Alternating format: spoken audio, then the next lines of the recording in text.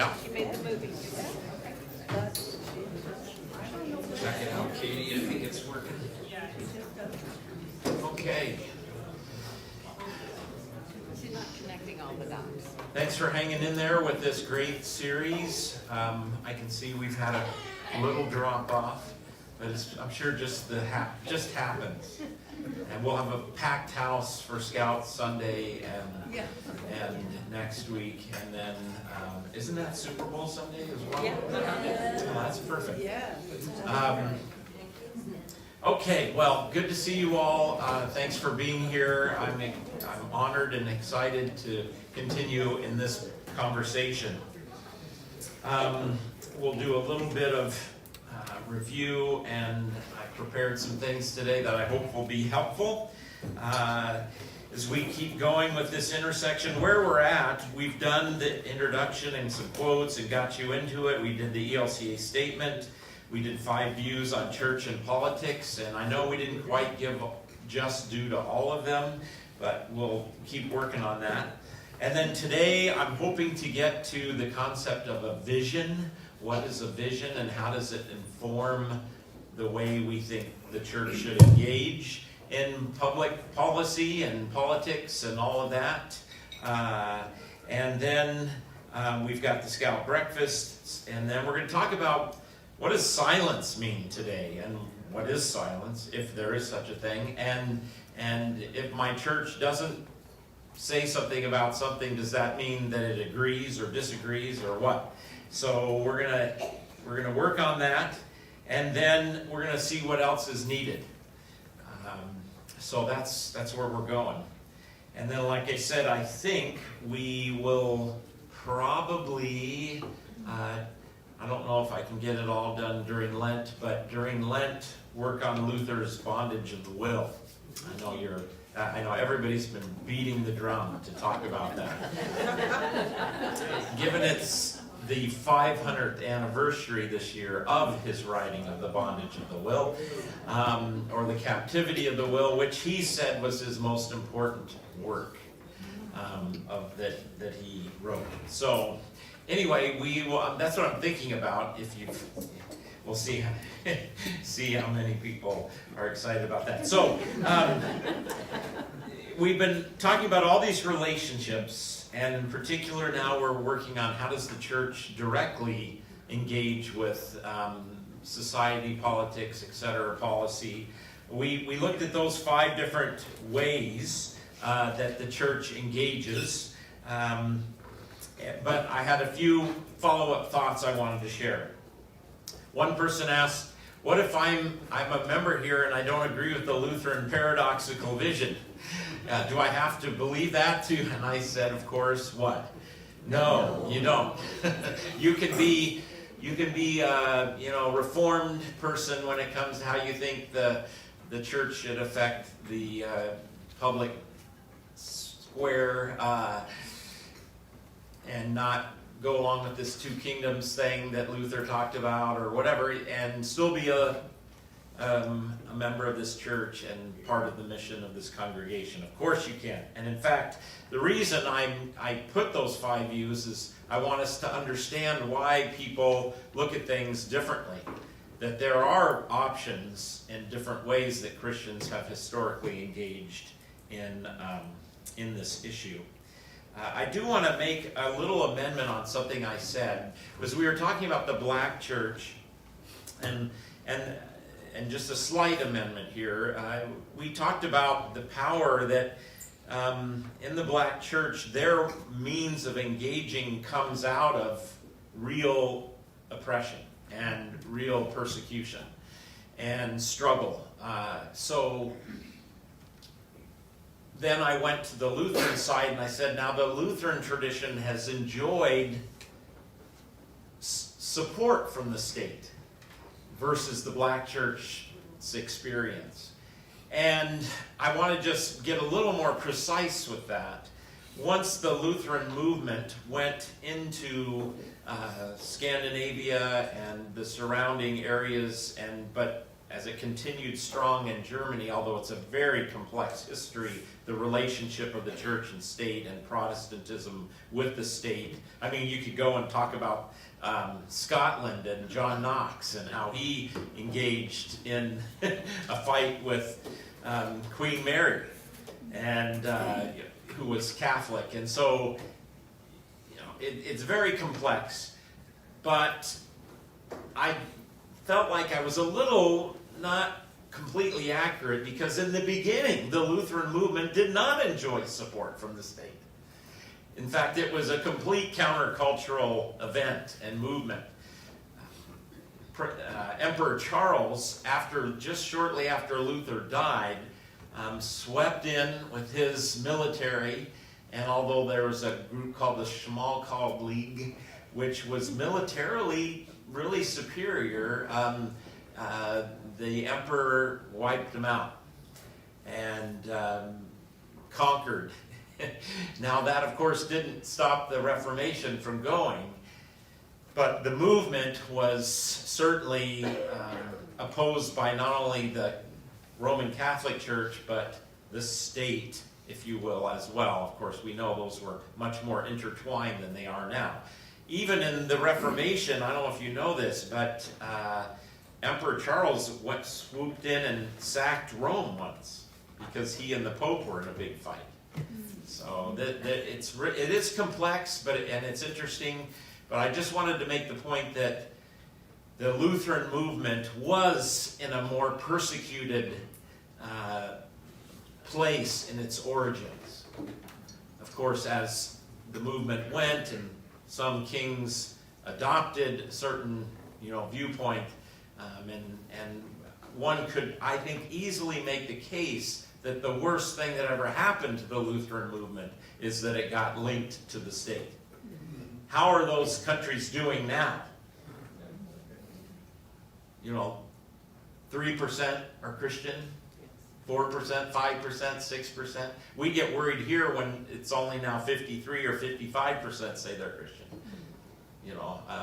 So anyway, but that's not really the function of this class. I wanted to just then, with that, give an example, a concrete example, and sometimes it's easier to go back in history and look at examples than to just look at modern day, which we certainly can do. But are you guys aware that when the Lutheran movement started shortly after Luther, while he was in exile, actually, after the Diet of Worms, where he was condemned and proclaimed a heretic, and his elector, Frederick, kidnapped him and hid him out in the Wartburg Castle. While Luther was away, a more radical Reformation got started, which included very much the state and order and politics and economics and power. Of course, what we know today as Germany back then was very much a feudal system. You had the royalty and those folks, and then you had peasants. Now Luther came from a kind of working class family where there were some people in between. But nonetheless, many of the peasants, you can imagine, hearing Luther stand up to Rome and to the emperor, got pretty emboldened, and Luther was a hero to them. In fact, when Luther traveled to the Diet of Worms, which is south, a pretty good jaunt, he was, they had parades and amazing stuff for him. So, but then they wanted to also throw off not just the religious oppression, but the economic and social oppression. And so, of course, Luther's a hero, and so what happens? Well, what do you think, Luther? And so he gets pulled into this rebellion of the peasants. It's known as the Peasants' War.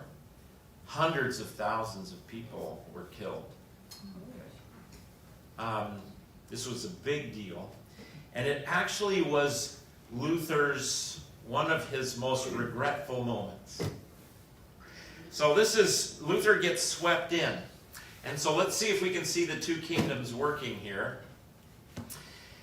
At first, this is, on one hand, this is what he says. Now this sounds very much to me like a bit of the black church, prophetic critique of the state. Luther says, the princes and lords are the real cause for the uprising, especially those blind fools who call them spiritual lords. They have done nothing but flay and rob their subjects so that they might lead lives of splendor and extravagance until the poor common people can bear it no longer. Sounds familiar. Yeah. Sounds familiar. So Luther, in his position as a hero, but as a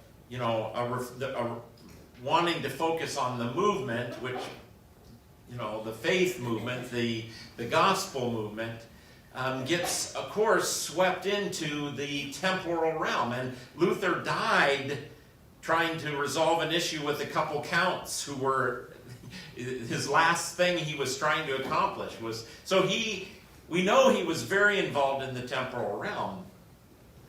And so he's very critical of the princes. But then the peasants physically, violently revolt against their lords and leaders and those who Luther would say God put there to lead and to keep peace, etc. So, how do you think Luther felt about that? Well, he wasn't happy. He said to the peasants, you peasants have sworn allegiance to your rulers and promised to be obedient and submissive. You are breaking this oath wantonly and violently. You know that you are doing wrong, and yet you persist in it. Therefore, you are faithless, perjured, disobedient, rebellious, murderers, robbers, blasphemers, and you deserve death in body and soul 10 times over.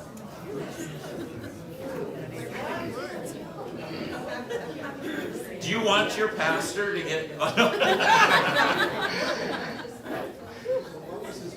Now, you got to understand that Luther wrote stuff and then it got published, and this is one of Luther's, in my mind, one of his worst moments. Although we have to put it in context. And so let me tell you how this went down. He first criticized the princes and lords. They didn't respond. The peasants then physically, violently rebelled. And in fact, the other thing you need to know that's going on here when he talks about being violent, they were not just attacking the lords and the people in power. They were killing other peasants who weren't joining in their effort. So there was a lot of stuff going on, and Luther responded, vehemently, and this is one of those, in addition to, one of the things he said towards the end of his life, in response to a Jewish tract called On the Christians and Their Lies, Luther wrote something called On the Jews and Their Lies, and he said some of the most worst, embarrassing things, and all Lutherans have repudiated what he said. And actually Hitler found that writing. The Lutheran movement and reformers had basically dismissed it. There was only a few copies in existence, but of course, who do you think found those right at the beginning of the 1900s? Well, Hitler's propaganda machine. So they used it. So it's one of the things we have to admit about Luther. He was a sinner. And he was no, some kind of divine prophet come down from heaven, even though some people called him one. God used him in a mighty way, but he gets involved in the temporal realm, and sometimes it's good, and sometimes it's not. Henry Ford probably has him beat anyway. Yeah, well, yeah. We'll work with Henry Ford later. So then he says, therefore, dear lords, here is the time, here is the place to save and help, smite, strike, stab, whoever can. For nothing can be more poisonous, hurtful, or devilish than a rebel. So the princes do just that, and hundreds of thousands of people are killed. Now, the timing of this was so sad. This is where, when you get involved in the temporal realm, he criticized the lords, and the peasants were happy with that. But then he got the word and got delayed getting out to the peasants, where Luther was saying, stop, that you're going too far, this is not the way to make change, etc. And then, this word comes out that he told the princes, and he loses face big time. And this is a real sadness in my mind. But also, I tell it to you to say that remember how I said the temporal realm is very complex and ambiguous, and sometimes more so than others, and you get in there, and it's rough. And there can be real problems. And so I wanted you to see that the Lutheran movement did come out of persecution, and right from the beginning, even though Luther says they got to be distinguished, the temporal realm and the spiritual realm, he's involved, for better or for worse, depending, one might say. All right, so that's where I wanted to pick up from last week. I'm going to put a bunch of things out here, and then we'll get going. One of the questions that's come to me as I've been wrestling with this and having this conversation, and this is where all 5 ways want to see the faith affecting the temporal realm.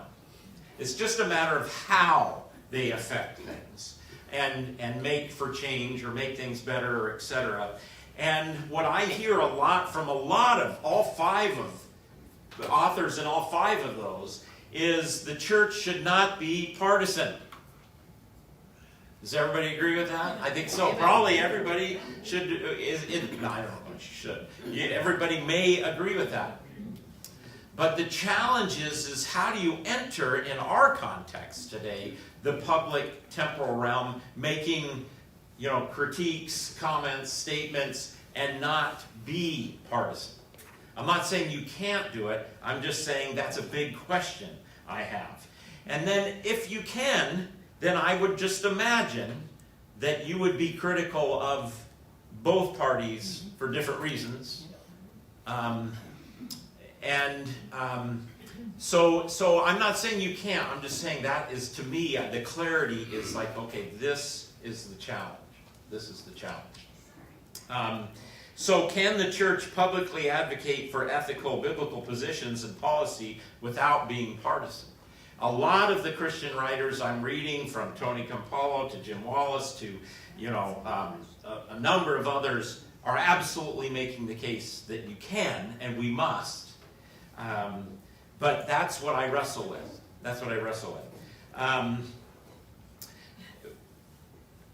We're going to come back to this question, and I'm going to come back to the other one, because one person, actually 2 people, asked me, what's the difference between the Black Church, Reformed Church, and Catholic position? They seem very similar, and I'm not prepared to answer that question yet.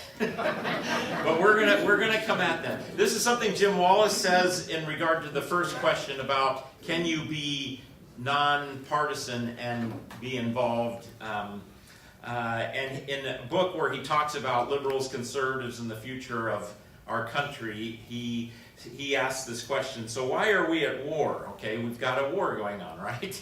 We've got winners and losers. We've got the political system. We've got all of this going on. War this way. War. Most of the social problems we are trying to solve will need both of these ethics strengthened and neither one diminished. So he talks about the liberal and the conservative and pulls out both the positives of both, and says we need them both. The ethics of personal and social responsibility are both clearly important and necessarily complementary. So he wants to see work on the systems level and personal responsibility level going together. The best personal choices and the most compassionate behavior toward those in need are both essential. So this might be a way where we can try and come together, and wouldn't that be great? Because as we think about our political system, I had one pastor tell me and remind me after I was lamenting, like, what do we do? And said, well, politics is a blood sport. I mean, we may not like it that way, but it's always been that way. And we have a system, and that's the world. And the problem, and now, of course, maybe the church, and this is something that Jim Wallace would, I think, say, is that we have to call our public officials to not be in it to win it. What? This is America. We're in it to win it. No. Wouldn't it be great if our political leadership were not mainly about getting reelected and winning and beating the other one? But that's the system. So we want to hope that some people, and I believe there are some of these people, that would be in it for the good of the country, and that would be a higher priority than just staying in power. But I don't know. And I'm saying this to set up where we're going to go with visions in just a minute. But anyway, I think that's an important question. Does anybody want to, I know this is a big group and it's maybe scary, vulnerable to chime in, but anybody have any thoughts that you just want to risk and put out there when it comes to, can you be engaged in the temporal realm and not be partisan? Okay, Don up here to Kelly, and then we've got Jill and Wade. Okay, right here. Yeah. So during these conversations, we haven't detailed the difference between policy, governing, and politics. Right. So there's a great difference between people who are in the government who are governing and writing policy. Right. And how we respond to that. Yes. Versus politics, which is a completely different animal. I agree, and I guess my question then is, when we enter the policy conversation, are we not somehow linked up to the politics of the people championing those policies? I don't know. But I think that is an important distinction. Very helpful. Wade, and then Jill. Don's going to get a new battery. Go ahead. A couple of things. One, the bloodiness of the politics. You're spot on there. And again, I think the way we engage is you got to be willing to get a little blood on your clothes. I mean, otherwise, we'll stay in the safety of our own environment, where we feel safe. Having said that, I think there's a lot of ways to engage with people that don't believe like I do or even think like I do. But again, it's got to be, I got to be willing to get, down in the mud. It's not going to be easy. Right. Yeah. I mean, you wrestle with the pig in the mud long enough, you realize the pig really enjoys it. Okay. Jill and then Nikki. We're getting another. Greg, right here. That's okay. We only got one mic at the moment. Don's getting the other one, and then we'll go to Nikki, and then we'll go to Randy. Yeah. This is my own personal opinion, so don't stone me. No, we won't. But I come to church to learn the Bible, to know what God said. I don't care what politics say. I don't care about anything else. I want to help with loving God and loving my neighbor. Socially, I absolutely grieve the days of civility when I could have a conversation with somebody, and I've had my mind changed because they had a conversation and it was civil. Right. Today it would be very hard to change my mind because it's more of an attack. Right. And our politics are basically a reflection of the way we are as people. That's a great point. That's a great point. Don, okay, Greg, over to Nikki, to your that way, and then Don, when you get your battery there, you can go to Randy. Please, Nikki. I was just going to propose that religion is probably also a blood sport. Oh, religion is possibly also a blood sport? Throughout history. Especially... that one religion over there. Woo! Especially when religion gets connected with the power of the state, I think. But you're right. We have had a lot of wars over doctrine and theology. This church is born out of Luther saying, this practice the church is doing is wrong, and it's so wrong, I can't be quiet. I'm going to stand here on God's word. And the church kicked him out, and now we have Protestants.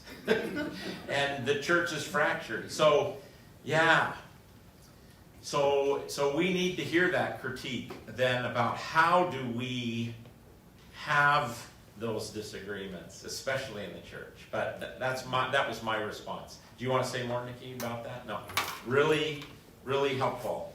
So maybe too, yeah, we want to be really clear that the temporal realm, even this is where the two kingdoms things can get difficult for people, because it's not like they're completely separate. Within Silverdale Lutheran, there is the two kingdoms.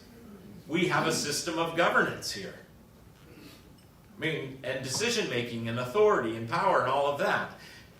We have a system. So that's the temporal realm, you know. And we hope, yeah. Okay, Randy. Oh, yes. As far as being partisan and, in religion, our first reading, Micah 6:8 says, to do justice, what is required of me, O Lord, but to do justice, love mercy, and walk humbly with God. To seek justice, no matter what, this I think is something that we should be partisan about. And whether that's policy or whatever, that is, to me, it's what we are required to do. That goes beyond partisan politics. Yes. Yeah. Yep. Bill, and then we'll keep rolling. A good question to frequently ask ourselves when things come up is, what would Jesus say and do? Okay. Wow, you guys you're setting me up here. This is good. So in each of those 5 ways, like the Reformed would want you to say, hey, government, you should think about what Jesus would say and do. Andrew, you got a quick one? Yeah, I just wanted to note that the situation you were alluding to, when the state and the church get aligned, it can get really bloody. The Crusades would be a primary example of that. The Crusades are an example of that. We have to be careful because all of the Crusades were different, and their magnitude, but yes, again, I remind you again, Luther's separation of the two kingdoms, I was just rereading this recently, is that Luther said that, I'm paraphrasing, but he said if a Catholic bishop was leading me into battle with the cross, I'd turn and run the other way.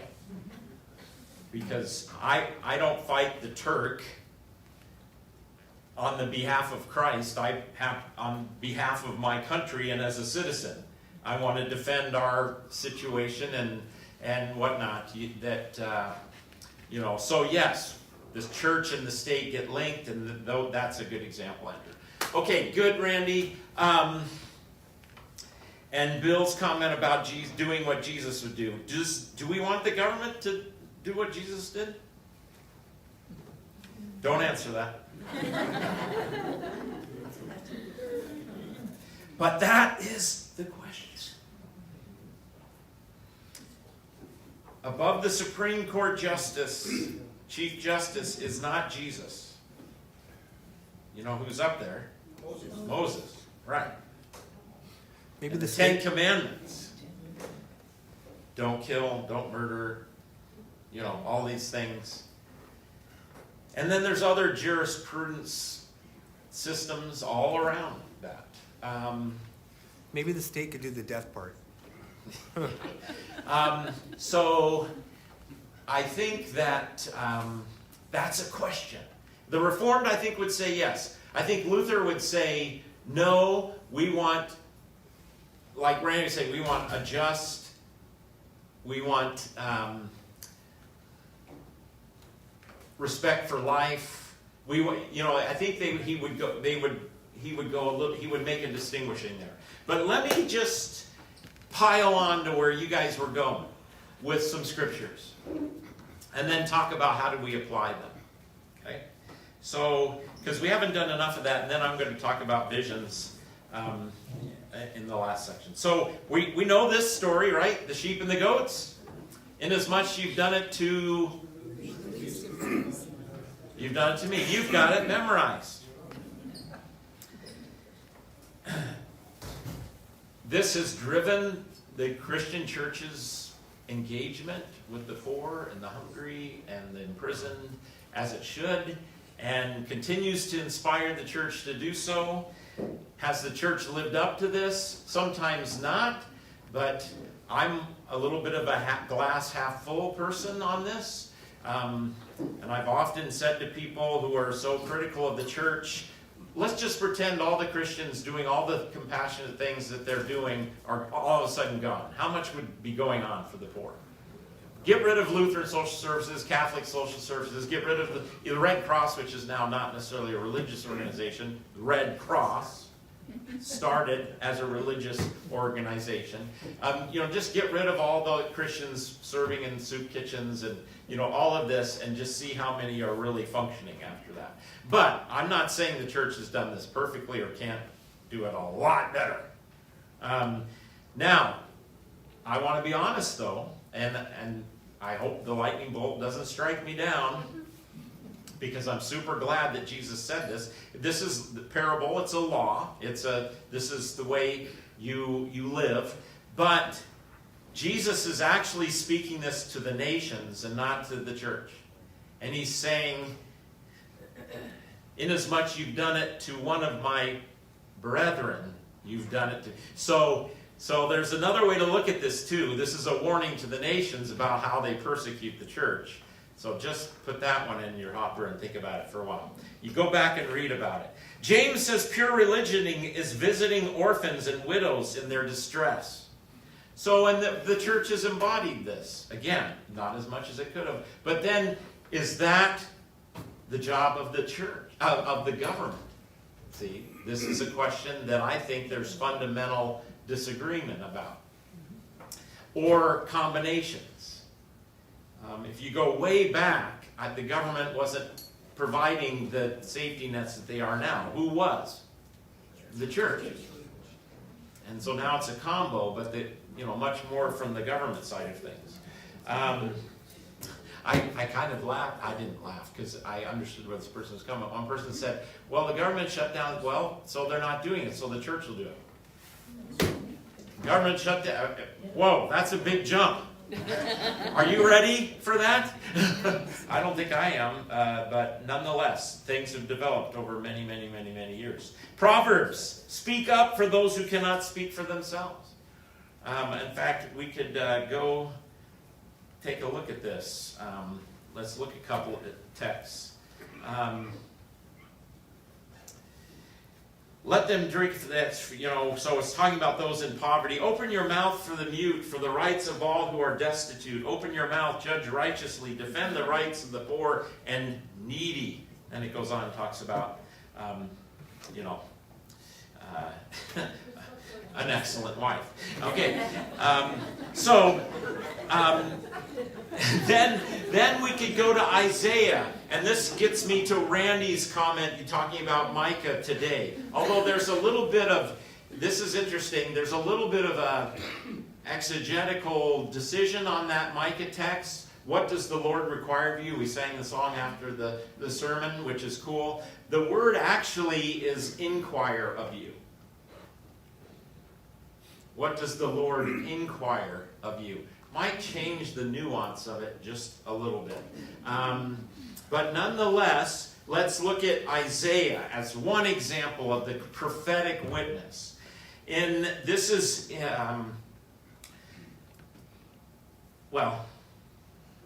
let's read it. Is not this the fast that I choose? Because the people of Israel, we're doing all the fasts, we're doing the sacrifice, we're doing all the things.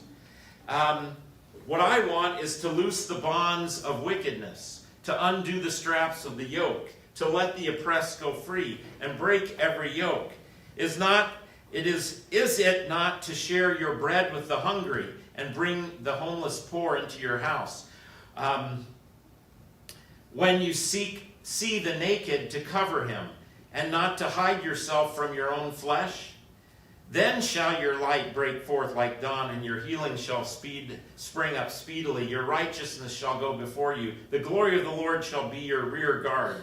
Then you shall call, and the Lord will answer. You shall cry, and he will say, here I am. So you guys, the prophet's saying to the nation of Israel that's in exile, who's going to go home.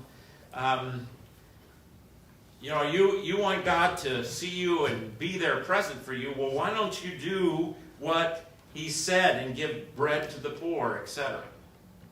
Now, these are all really powerful passages, and we could do dozens more where we see God caring not just about the high and powerful, but also those who are on the lower end of that scale, I guess you could say.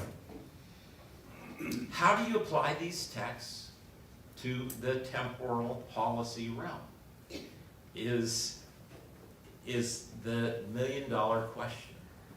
And for instance, this word from Isaiah was spoken to a theocracy. You know what a theocracy is? That's where God's in charge. Was there Social Security in Israel? No. So when the prophet said, don't harvest your whole crop, leave some so the sojourner can glean. That was Social Security in essence. They didn't have these. And so also this is a nation representing God Almighty. And so this is the way God wants. So I'm not saying the stuff that the prophets said to the people don't apply to us. But I am saying there's a difference. A different government system, a different economic system. There's all kinds of things that are different that we have to take into account. Sometimes I don't see that as much as I'd like. I want to get to visions. Sharon, I know you had a hand, but are you good? Go ahead. Yeah. Well, I look at this, and he's speaking to Israel, but he's speaking to me. Sure. And that's where it starts. And there's hatred out there. Right. It can happen. That's wrong. That's not me as a Christian if I hate somebody. Right. For example. And so it starts with how much are we absorbing individually with kindness and the fruit of the Spirit. Yep.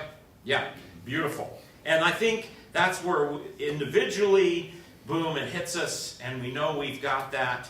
I haven't invited any hungry poor into my house, though, recently.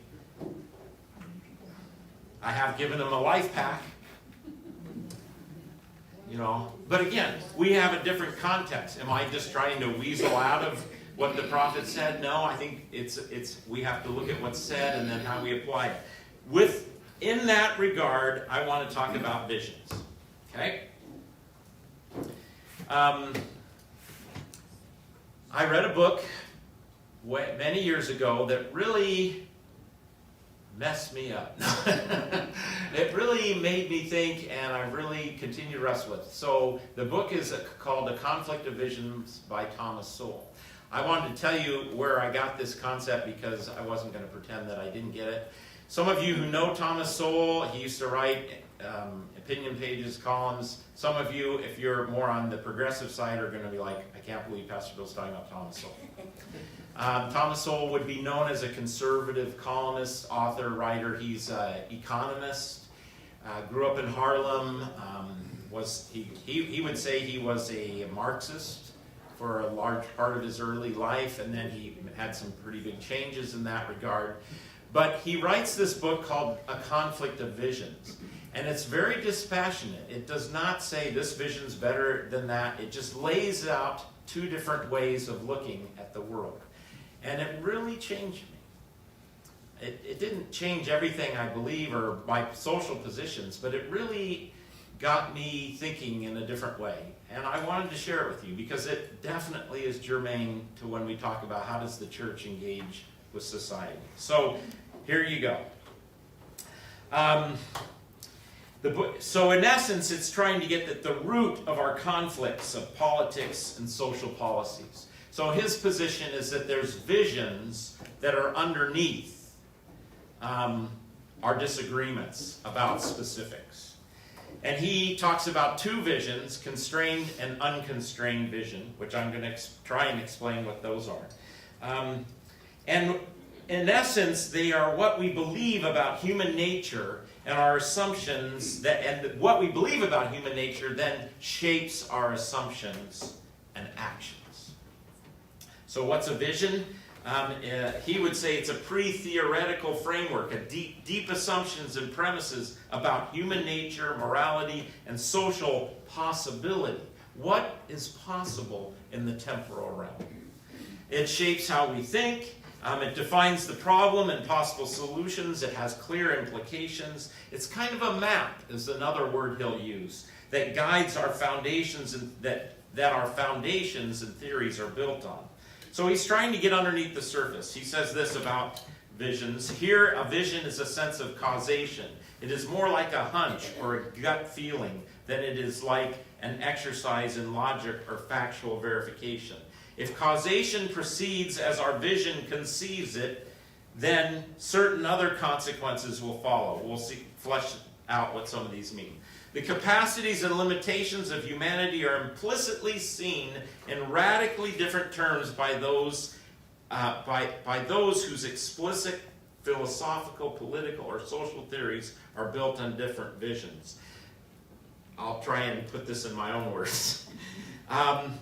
The limitations of humanity, what we can expect of humanity, have huge consequences in those policies that we enact.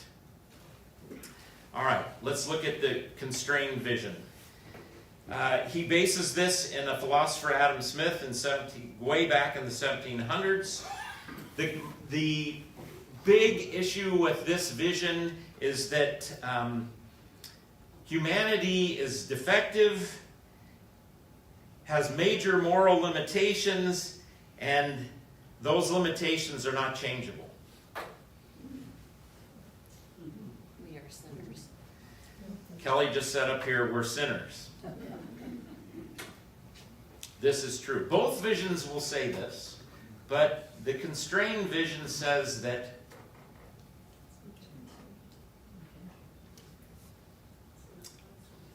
don't be too optimistic about changing that. But we'll come back to this. So when you enter the public realm, you have to accept and deal with the constraint of human sin. So the constrained vision would say everything we do is constrained. That if we don't take into calculation the absolute abject sinfulness of humanity, those policies are going to go awry. The current constrained vision would say, you know, all these great social programs and now all this fraud we're seeing, you should have expected it. I mean, this is what they... Now, that's not a reason not to do it. I'm not saying that. I'm just saying this is the constrained vision. You have to take that into... So the constrained vision doesn't say, oh, well, forget it, just, let it all go to heck in a handbasket. The constrained vision says trade-offs. When you enter in the public realm, you got to know there is never a solution. There is only trade-offs. You make one thing better, you make something else worse. And you have to live with that.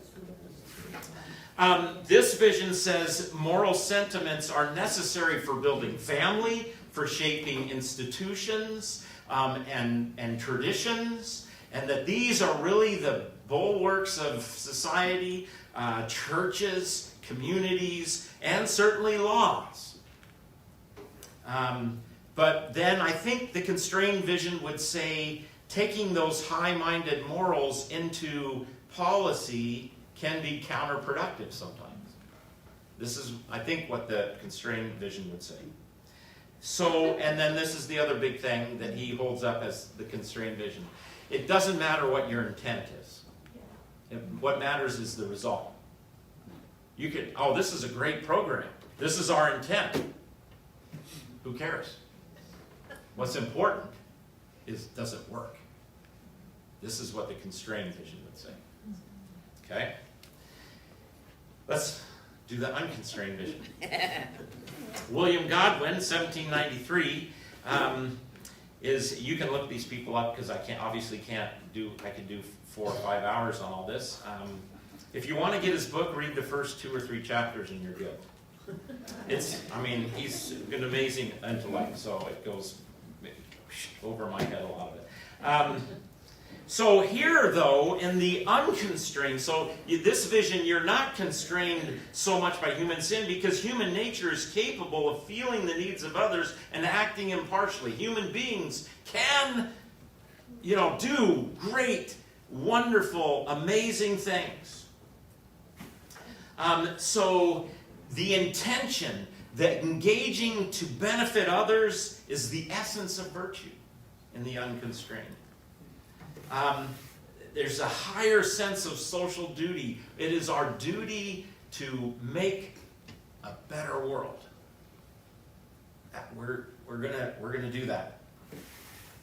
So the unconstrained vision, since human beings are capable of doing these great things, is going to say that it's a broken system and not necessarily human nature that is the problem. And so you can actually come up with solutions that beyond even trade-offs. I forget, it wasn't William Godwin that said this, but the statement, and I forget who said it now, and I just forgot it, but humanity is born free but forever in chains. Rousseau, thank you. You guys are amazing. In other words, where's the problem? System. Because human beings are good. If we could just get the system right, then we can figure it out. Now, thankfully, Thomas Sowell totally acknowledges there are hybrids. That there isn't, in reality, unconstrained and constrained, but he says that it's this difference that's underneath all of our conflicts today.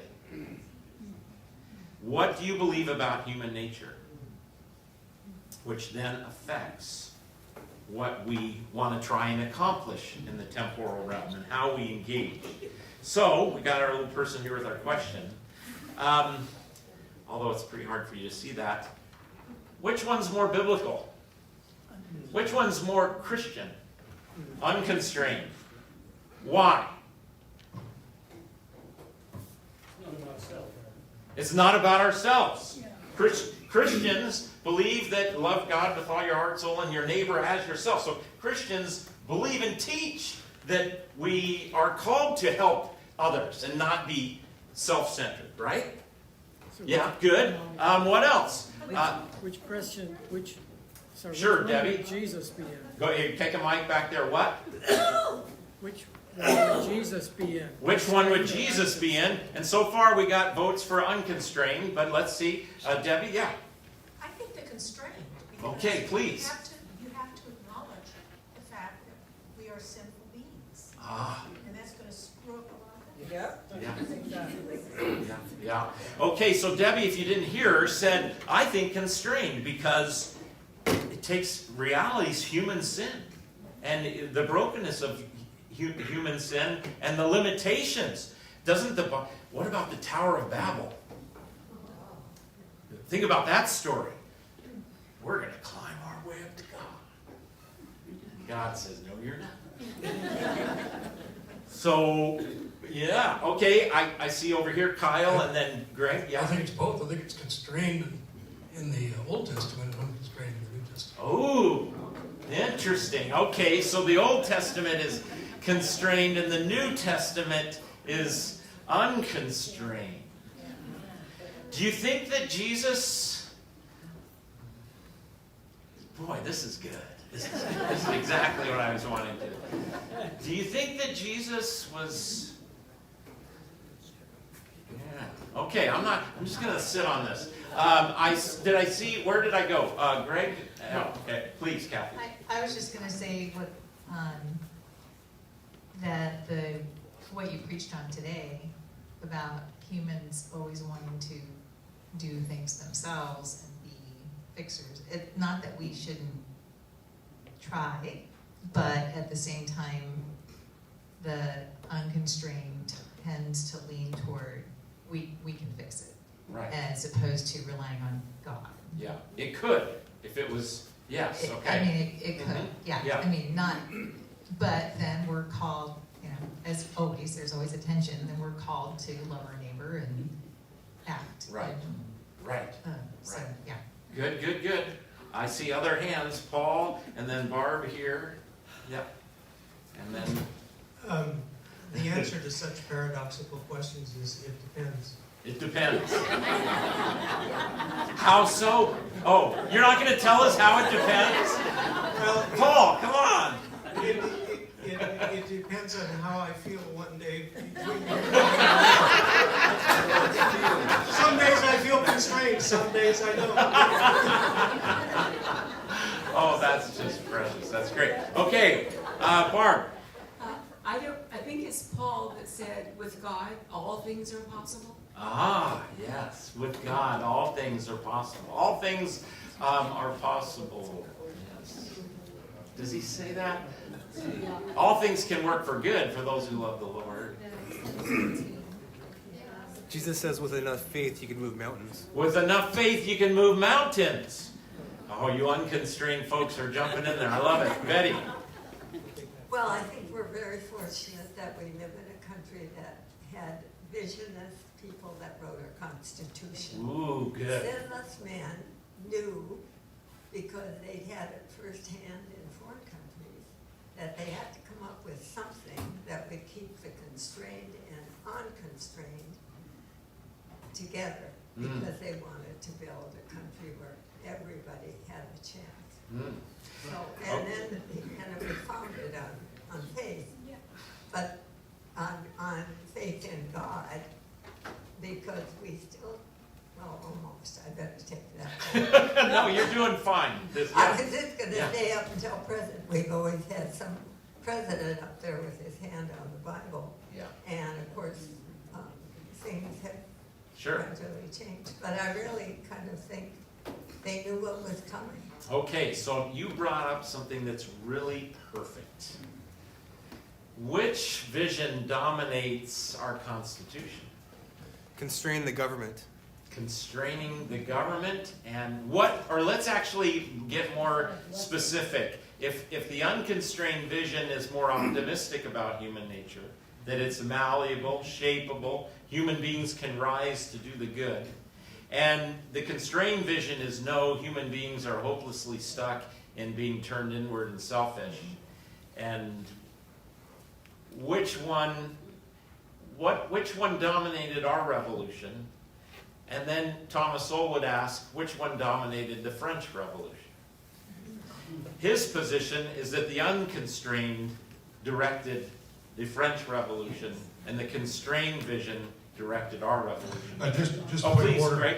Rousseau, the gentleman you quoted about the chains, he received the Paris haircut. He lost his head in the revolution. Oh, wow. Oh, okay. Okay, yeah. Nikki, please. I'm just wondering if there's some wisdom in remembering when we go back to remember folks in power and how things were written based on who had power. Right. So we have, and I mean no offense, I'm just trying to bring history forward, white property owners. Yep. And I think that might help us if we keep that in mind as we're thinking about what we're talking about today. Right.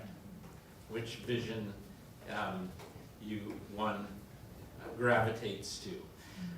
The founders of our Constitution were indeed that. And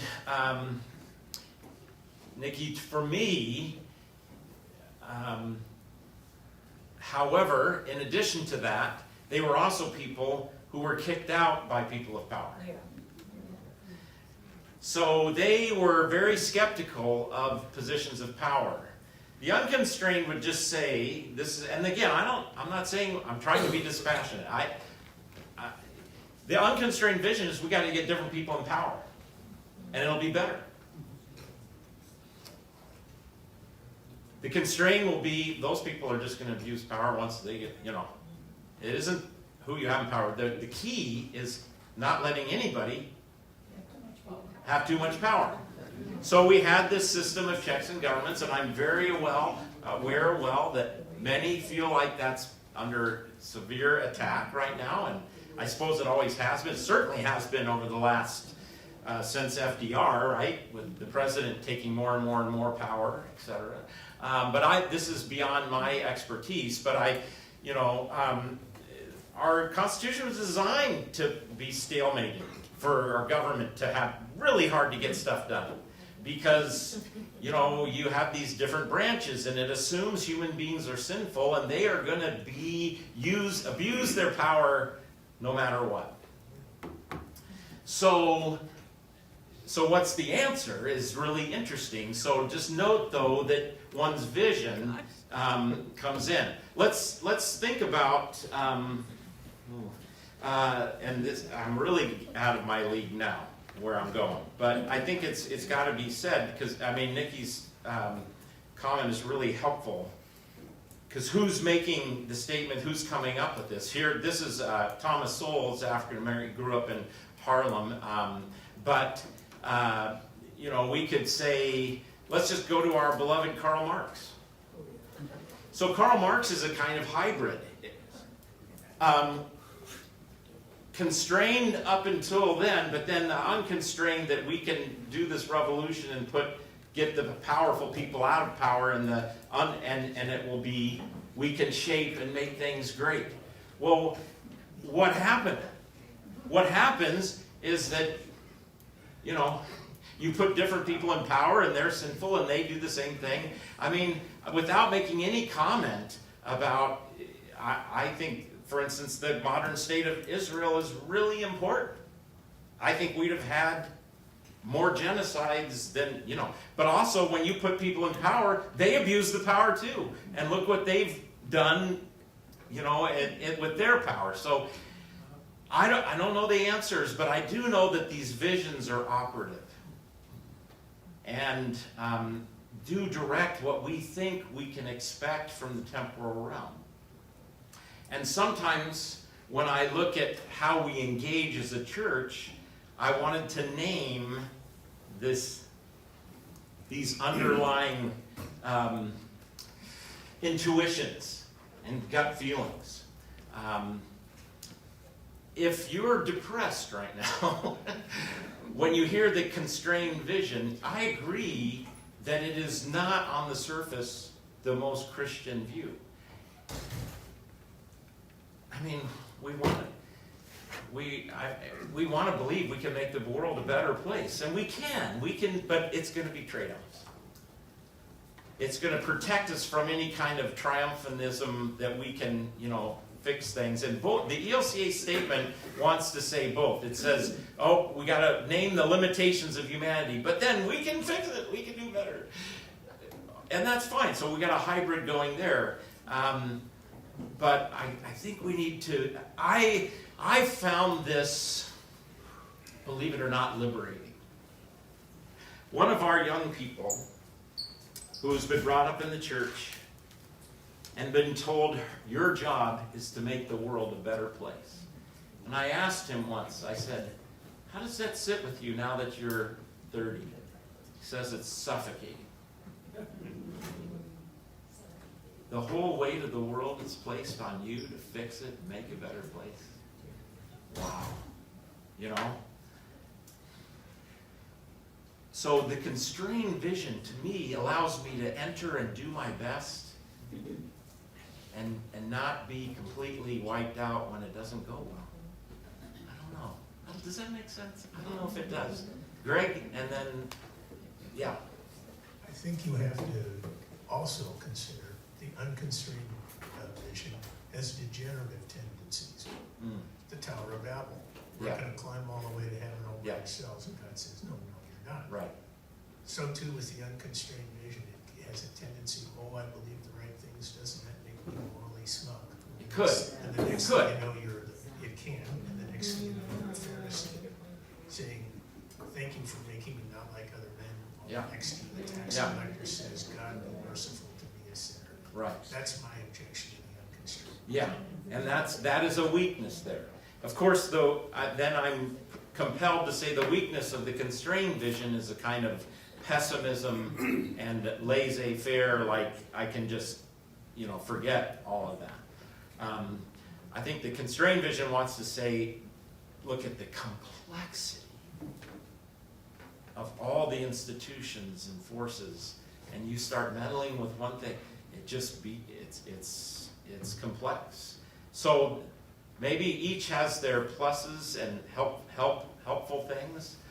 Wade, and then we gotta quit. Yeah, I just feel compelled to say something about processes and systems. Sure. Okay. I spent 14 years in an Echelon 1 JAG office looking at compliance with federal law throughout our Navy community. We were tasked to look at policies, processes, procedures, and how they were enacted. It's amazing to me how many people think the government is this black box with an input and an output. Yeah. In my 14 years, what I discovered is those processes, procedures, and the policies being developed are being developed by people just like you and I. Yeah. They have their own fears, they have their own constraints, and they're out there trying to execute this in an environment that's constantly changing. Yeah. Yeah. And so when I hear people say, why doesn't the government are people, I mean, this is a statement of the obvious. Sure. But they're bound by these processes and systems, and they try to make them better, and then back to the power thing again. If it doesn't align with that, it's not going to happen. And so the process, the whole cycle repeats itself again. Yeah. It's real difficult to see that change. My boss, a 3-star admiral, and the senior SESer there told me that 12 months is a blink of an eye inside the Beltway. Oh, yeah. And it does take a long time to move government. Yes. And again, it's because they're people just like you and I. Yeah. Really helpful, and it's very complex. All right. Well, we got into it thick today. Again, I continue to be humbled and not, what's the right word? Not just humbled, but I know that I'm walking on holy ground.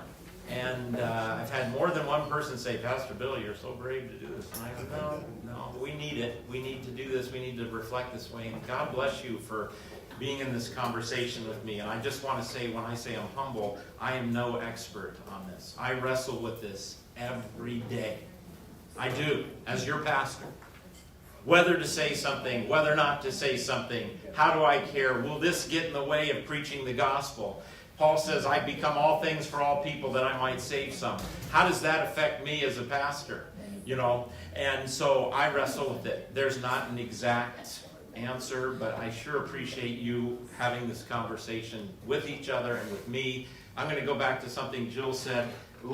When we do have these conversations, remember that maybe we do have different visions operating, and also let's do it with respect. Somehow we have to engage without condemning the other people who disagree. I don't know exactly how, but somehow we have to try and do that. I don't have exactly the answer. We are way over time. Have a great breakfast next week. Good job. Go in peace. Serve the Lord.